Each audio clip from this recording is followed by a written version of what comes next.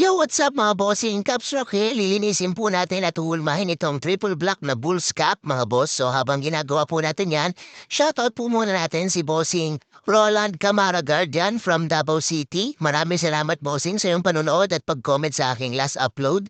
Yan, kung gusto niyo naman po na kayo naman po ang next na ma-shoutout sa amin, next na mga upload, comment niyo lang po yung pangalan na gusto niyo pong ipa-shoutout and yung pong location kung saan po kayo nanonood para malaman din po natin kung saan na nakakarating ang ating mga videos mga bossing. So, ihuhulma na po natin yung Bulls na cup. Yan po yung ating hulmahan na gamit. Leather plastic po ang material niyan. Pwede po kayong umorder sa amin yan mga bossing kung gusto niyo po maghulma ng sarili niyong cup. And so hinuhulma na po natin. Ito naman po ang ating steamer na ginagamit mga bossing. So habang hinuhulma natin yan, ang ating po location ay 41 Pangasinan Street, Bagubantay, Quezon City po. Ayan, so ito na po, tapos na nating hulmahin. Maraming salamat po sa panunood at paki-follow po ang aming page.